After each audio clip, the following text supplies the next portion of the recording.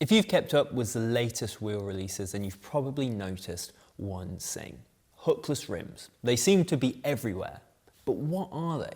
Well, this piece of technology is relatively new to the road and gravel market. And what benefits does it bestow to the user, and what potential negatives are there?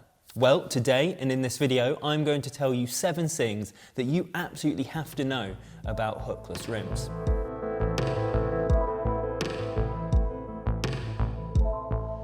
I quickly need to step back in time. You see, in 1970, Mavic released its Module E rim, a rim that was certifiably a game changer in the world of cycling. You see, before that rim existed, the only choice for racing was tubular tyres, wherein you glue a tubular tyre onto a rim. For every other type of cycling, there was something called wire-on tyres, but these tended to be heavy and quite slow. The difference with the Module E was it incorporated a hook, which allowed it to capture a lighter, foldable, beaded type of tyre and prevented it from blowing off at high pressures. Ever since then, that has been the most commonly used form of rim for bicycles. But now, we're starting to see more and more hookless rims.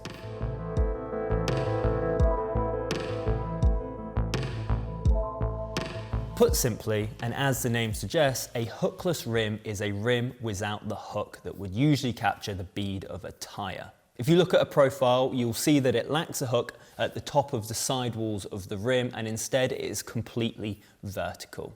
Now, this means a couple of things that are quite important that you need to know. The first one is that you cannot use clincher tyres. This is a tubeless only setup. That's not to say that you can't run tubes. For example, if you had a catastrophic puncture, you absolutely could, but you could not change the tyres to a clincher version. Even more confusingly, hookless rims aren't actually compatible with all tubeless tyres on the market. And I'll come into that a little bit more later on in this video.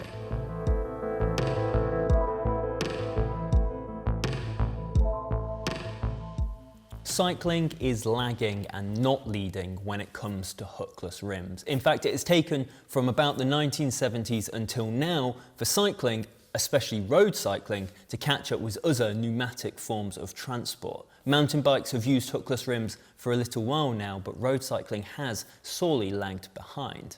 However, that does seem to be changing, and although they're hardly universal yet, there are a lot of notable brands putting quite a lot of time and energy into developing hookless rims for the road and gravel market. These include MV, Zip, Cadex, the sister company to Giant, and Giant themselves, all of whom are putting money into hookless rims. And today I'm using Giant's SLR1 wheel to perfectly demonstrate exactly what hookless rims are and what all of these brands are espousing when they say it bestows a lot of benefits to the user.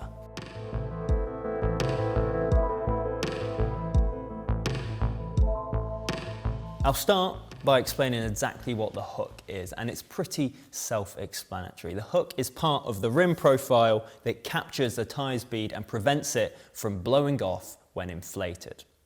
On hooked rims, if you feel the side of the rims there, you'll naturally feel a little lip at the top, and that is exactly what we're referring to when we talk about a hook. Meanwhile, on these hookless rims, you'll notice, if you can see up close, that the rim profile is completely straight with vertical sides, and that's where they're lacking the hook. Now, in the early days of tubeless mountain biking setup, it wasn't uncommon for riders to experience something called burping. Burping was the sudden and unexpected loss of pressure between the tyre and the rim wall.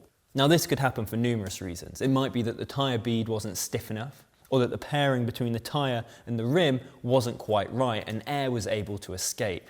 Either way, imagining burping happening on a road bike is absolutely terrifying. Now, proponents of hookless rims actually say it's a much safer way to have a tubeless setup. And that might seem strange because you're literally removing the hook, the thing that was designed for years to keep tyres in place. However, Zip have done a lot of research into this and have found that the pressure required to blow a tyre off a hooked rim and a hookless rim is actually very similar. As another example, MV say that by removing the hook from hookless rims, brands can actually make sure that the bead seat diameter of the rim is accurate and consistent the whole way round, allowing for a better pairing between the tyre and the rim. Now, this leads neatly on to another aspect that brands are keen to push when it comes to hookless rims. That is superior manufacturing.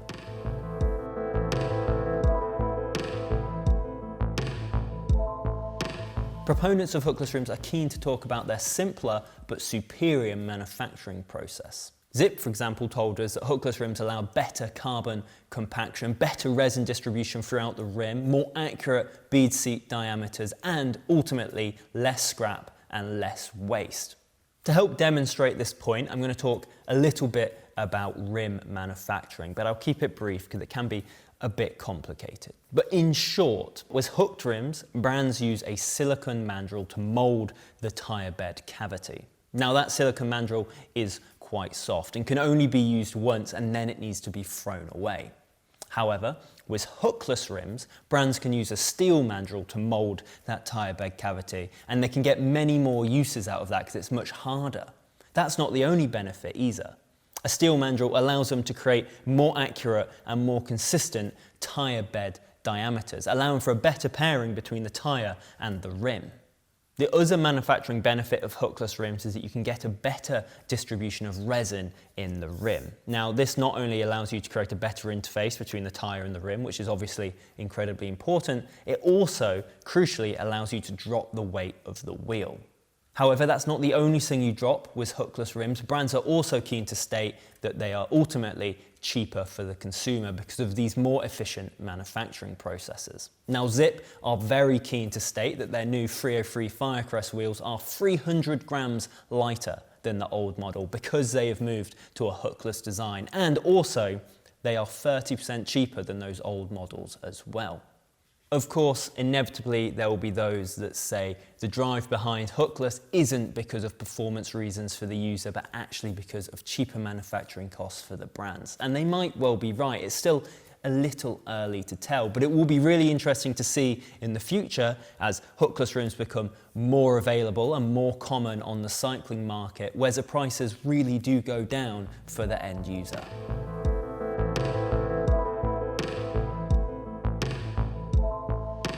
Until very recently, if you'd asked me what the widest internal rim widths I'd expect to see on a wheel, I'd have told you 21mm. That was usual for both Zipp, MV, Hunt. All of these wheel manufacturers had internal rim widths that were that wide. However, with their latest releases, both Zipp and MV have wheels which have internal rim widths of 23 and 25mm. But why have they done this? Well, it all comes down to the shape of the tyre. You see, on a hookless rim, the tyre sidewalls sit further apart because they're not being pulled inward by the hook. If previously you'd put a wide tyre on a rim with a narrow internal rim width, you'd have got a bulbous shape to your tyre and it would have looked like a mushroom coming off the top of the rim. Now, that interface between tyre and the wheel has long been the subject of study for aerodynamicists, who all say that a flush interface, so one that sits neatly, the rim into the tyre and not a bulbous shape, is much more aerodynamic. What's more, because those sidewalls are further apart, you're able to run your tyres at lower pressures. This not only creates a more comfortable bike ride, but also has been proven to make the bike faster. Zipp say that on a smooth asphalt road, a wider tyre can expect to save between 3 to 5 watts, up to 40 watts on a rougher surface. Now, of course, not all riders are going to want to go for wider tyres, but if you look at the recent trend of GC bikes and the sort of top-end race bikes on the World Tour, you'll definitely see that there is a trend towards wider tyres on fast bikes.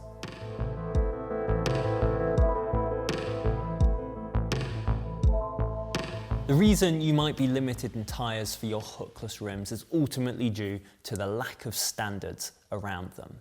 Basically, the rate of change on hookless rims and tubeless tyres have gone so quickly that the two governing bodies, the ETRTO, that's the European one, and the ISO, the international one, are yet to be able to sign it off.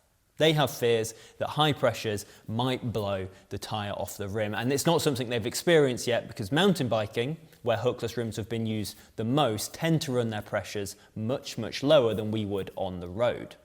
However, with road and gravel companies using that technology from mountain biking, they've been pushing the rate of change in hookless rims much faster than those two governing bodies can keep up.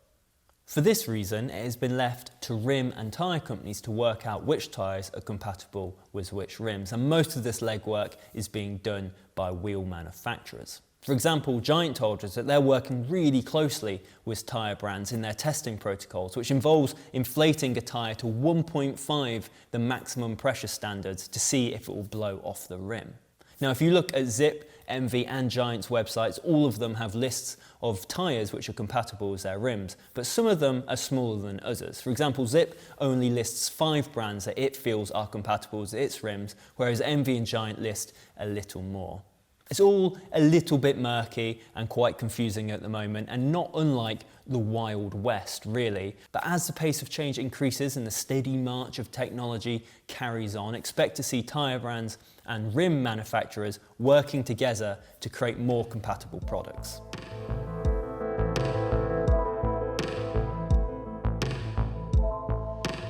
Early adopters of the tubeless setup will no doubt welcome hookless rims and the better interface between tyres and rims that it offers, and therefore a more secure setup. However, as we know from our comment section, not everybody wants to set up their tyres tubeless, and there will be those that are saying there's no demand for hookless rims and that it's not necessary in the road market.